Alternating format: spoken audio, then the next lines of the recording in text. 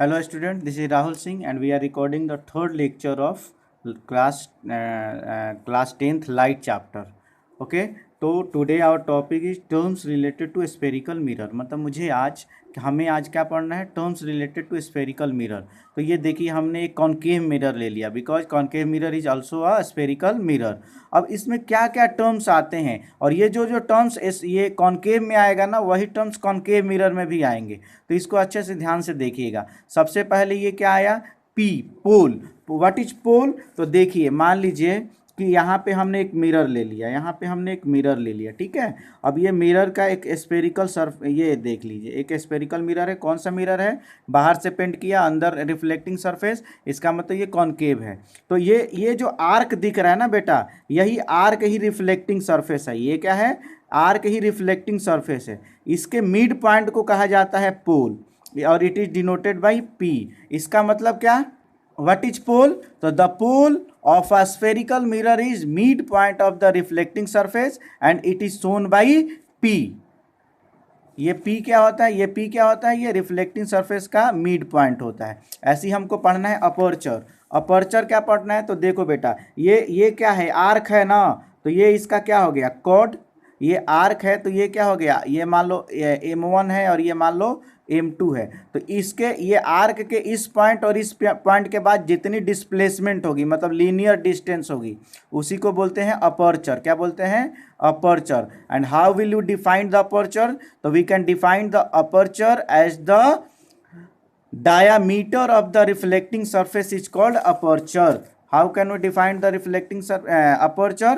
So the diameter of the reflecting surface of a spherical mirror is called aperture. In figure it is denoted by M1 M2. इस figure में M1 और M2 से क्या दिखाया गया है? Aperture को दिखाया गया है। ऐसे ही दूसरा है ये है सेंटर ऑफ कर्वेचर। ये क्या है? सेंटर ऑफ कर्वेचर और फोकस। इसको देखिए, बड़ा अच्छे से आप समझ सकते हो सेंटर ऑफ कर्वेचर और फोकस को। तो देखो बेटा, ये क्या है? एक बड़ा स्फेरिकल मिरर है। ये क्या है? स्फेरिकल मिरर है। यहाँ से मैंने इसको काटा। किसको काटा? इस चीज़ को काटा, ठीक है। तो ये इस चीज़ को काटा और इसको यहाँ पे हमने लिख लिया। तो ये जो स्फेरिकल मिरर है इसका कहीं ना कहीं एक सेंटर होगा। ये तो इसकी मिड पॉइंट पोल हो जाएगी। ये क्या हो जाएगा? सेंटर हो जाएगा। तो देखिए ये है तो इसकी कहीं ना कहीं एक इमेजिनरी स्फीयर होगी और उस इमेजिनरी स्फीयर के सेंटर को क्या बोलेंगे? Centre of curvature. मतलब how can you define the centre of curvature? तो it is the centre of the spherical mirror of which mirror is a part. It is denoted by C. मतलब कि centre of curvature होता क्या है भाई? तो देखिए ये है तो इसका भी एक इमेजिनरी स्फीयर होगा जिसका ये पार्ट होगा। तो उसी के सेंटर को क्या बोलते हैं? Centre of curvature. मतलब कि यहाँ से आप करोगे तो एकदम प्रॉपर ये आएगी इसमें स्केल में। ये एक इमेजिनरी स्फीयर बनेगी। इसकी जो सेंटर होगी सेंटर ऑफ कर्वेचर होगी। ओके, फोकस क्या? तो फोकस क्या होता है? तो देखो सेंटर ऑफ कर्वेचर और पोल के मिड पॉइंट को बोलते हैं focus. And how can you define the focus? How can you define the focus? तो फोकस को हम आगे डिफाइन करेंगे कि it converges all the light rays from it, ठीक है। दूसरी चीज आएगी प्रिंसिपल एक्सिस। क्या आएगी? Principal axis. तो द लाइन, ये जो लाइन दिख रही ना आपको, ये जो लाइन दिख रही है पूरी, ये प्रिंसिपल एक्सिस है। तो बोलेंगे the line which passes through the centre of curvature and the pole is called principal axis. How can we define the principal axis? तो the line which joins pole and centre of curvature of the spherical mirror is called principal axis. अब आपको क्या पढ़ना है? Radius of curvature और centre of curvature. तो I hope कि आपको सेंटर ऑफ कर्वेचर तो ये समझ में आ गया और रेडियस ऑफ कर्वेचर क्या? तो ये देखो, क्योंकि ये आपका ये एक इमेजिन ये जो ये आपका मिरर है तो इसका स्फेरिकल मिरर ये इमेजिनरी है। तो इसी के रेडियस को क्या बोलेंगे? इसी के रेडियस को क्या बोलेंगे? Radius of curvature. तो how can you define the radius of curvature? तो radius of curvature it is the radius of the spherical mirror of which mirror is a part. It is denoted by R. और आपको मैंने बता दिया ये focal length होता है F और ये रेडियस ऑफ कर्वेचर आर और F equals to R upon 2। ये रिलेशनशिप आपको बता दिया गया है। तो these are the terms related to spherical mirror. कौन कौन से टर्म? तो सबसे पहले आ गया सेंटर ऑफ कर्वेचर। अच्छा, दूसरा radius of curvature, centre of curvature, radius of curvature, pole भी बता दिया, mid point of reflecting surface, principal axis जो सेंटर ऑफ कर्वेचर और पोल को जोड़ती है जो लाइन, और प्रिंसिपल एक्सिस, अपर्चर भी बता दिया, ये क्या होता है, diameter of the reflecting surface. अब मैंने आपको बताया था कि मैं आपको प्रिंसिपल फोकस बताऊंगा। फोकस क्या होता है, तो देखिए सेंटर ऑफ कर्वेचर और पोल के बीच एक पॉइंट होती है, मिड पॉइंट होती है, जो यहाँ से होने वाली सारी लाइट को कन्वर्ज कर लेती है। मतलब कि अगर कोई भी लाइट प्रिंसिपल एक्सिस के थ्रू खींची जाए, देखिए अगर ये सेंटर ऑफ कर्वेचर है और ये एफ है, तो ये प्रिंसिपल एक्सिस है ना, ये पोल है, तो ये लाइन प्रिंसिपल एक्सिस है, इसके पैरेलल अगर एक लाइट रे करोगे तो ये हमेशा फोकस से जाएगी।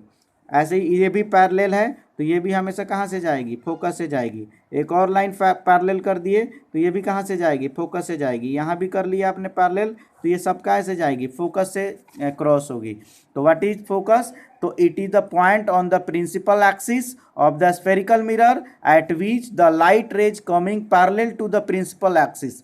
प्रिंसिपल एक्सिस के पैरेलल जो भी लाइट रेज जाएंगी एक्चुअली मीट और अपीयर टू कमिंग फ्रॉम, मतलब कि या तो एक्चुअली कम करेंगे, ये क्योंकि क्या है, कन्वर्जिंग है, तो अपीयर टू करेंगे। अगर कॉन्वेक्स देख लेंगे तो यहाँ पे देखिए प्रिंसिपल एक्सिस है, इधर तो पेंटिंग है, तो हम तो इधर से रिफ्लेक्टिंग सरफेस हो गया, इधर हमने मारा। अब यहाँ पे अगर हम कॉन्वेक्स लेंस ले लेते हैं, कॉन्वेक्स मिरर ले लेते हैं, तो भाई कॉन्वेक्स मिरर क्योंकि ये इधर है तो इसकी फोकस तो इधर और सेंटर ऑफ कर्वेचर होगा, क्योंकि ये कर्व इस साइड झुका हुआ है, लेकिन हम लाइट इधर से मारेंगे।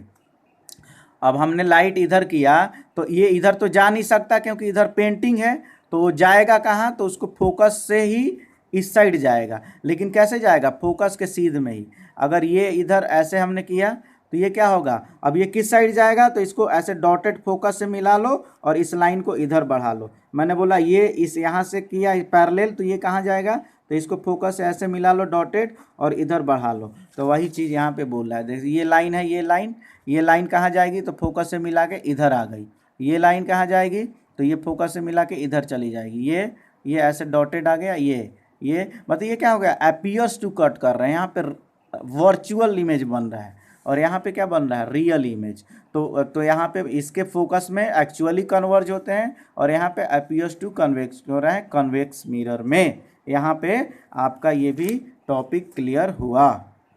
अब देखिए ये टॉपिक बहुत इंपॉर्टेंट है आगे इमेज फॉर्मेशन के लिए बहुत ही, तो इसको बड़े ध्यान से आपको समझना है। Representation of images formed by a spherical mirror using the रे डायग्राम। रे डायग्राम को आप अगर समझ गए तो अगली टॉपिक जो है इमेज फॉर्मेशन आप समझ जाओगे बहुत अच्छे से।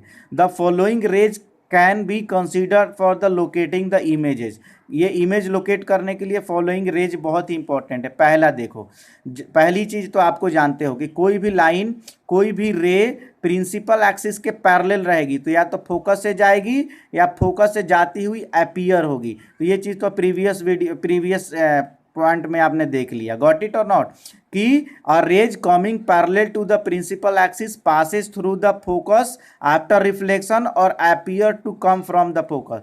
या तो ये एक्चुअली पास करती है पैरेलल है तो, और कॉन्वेक्स में क्या होती है, अपीयर्स टू पास करती है। दूसरा तो ये पहला हो गया। ऐसे दूसरा देखिए, जब भी कोई light rays coming through the focus of a mirror or coming towards focus becomes parallel to, देखो क्या होता है, समझो इसका उल्टा है। यहाँ पे पैरेलल है तो फोकस से जा रही है, तो इसमें फोकस से जाएगी तो क्या हो जाएगी, पैरेलल हो जाएगी। सिंपल सी बात है। यहाँ पे ये पैरेलल आई तो फोकस से जा रही है, यहाँ पे ये पैरेलल आई तो फोकस से जा रही है, तो यहाँ पे ये फोकस से गई तो पैरेलल हो जाएगी। ये फोकस से होके गई तो यहाँ पे क्या हो गया, पैरेलल हो जाएगी। ऐसे ही हमने इस पे फोकस पे मारा तो ये क्या हो जाएगा, पैरेलल हो जाएगा। इधर हमने फोकस पे इसको, इस लाइट को फोकस पे ऐसे ये इंसिडेंट किया तो ये क्या हो जाएगी, पैरेलल हो जाएगी। जस्ट पहले वाले का ये उल्टा है, पैरेलल तो फोकस से और फोकस से जाएगी तो parallel. Got it or not, अच्छे से देखिए इसको। थर्ड रे डायग्राम बहुत ही इजी है। कोई भी लाइट रे अगर सेंटर ऑफ कर्वेचर से क्रॉस होगी तो 180 डिग्री में वो रिटर्न चली जाती है। ऐसे ही यहाँ में ये कॉन्वेक्स में, ये कॉन्केव था, ये कॉन्वेक्स में, ये 180 डिग्री, ये इसको सेंटर ऑफ कर्वेचर पे हमने इंसिडेंट कराया तो देखिए ऐसे ही क्या हो गई, आपस उसी में चली गई। 180 डिग्री पे क्या हो जाती है, वो रिटर्न चली जाती है। तो the light ray coming through centre of the curvature or toward centre of curvature reflects on the same path, आती है और सेम पाथ पे चली जाती है। उसके बाद आपको पढ़ना है फोर्थ, उसके बाद फोर्थ क्या करना है और लास्ट रे डायग्राम। अगर आपको ये पोल पे गिराओगे, पोल पे, तो ये क्या करता है, ये लॉज ऑफ रिफ्लेक्शन को फॉलो करता है और प्रिंसिपल एक्सिस क्या हो जाती है, नॉर्मल। ऐसे यहाँ पे पोल पे किया तो ये आई और आर, और रे इंसिडेंट ऑब्लिकली मतलब तिरछा to principal axis toward the pole of a convex or concave mirror reflected obliquely following the laws of reflection.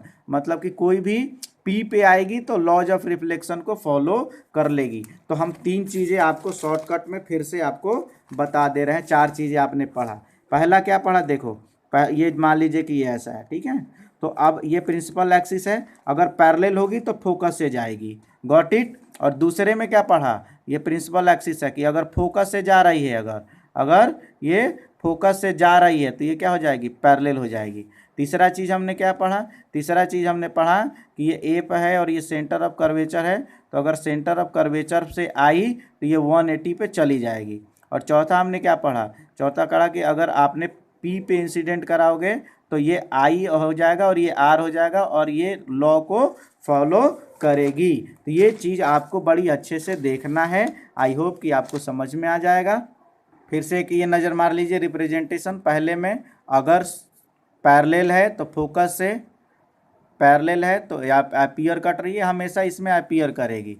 और इसमें अगर फोकस से जा रही है तो पैरेलल हो गई, ये फोकस पे आ रही है तो ये पैरेलल हो गई। Got it or not. ये 2 कंडीशन ये और 2 कंडीशन ये। अगर सेंटर ऑफ कर्वेचर पे तो रिटर्न गई, सेंटर ऑफ कर्वेचर पे ये भी रिटर्न गई।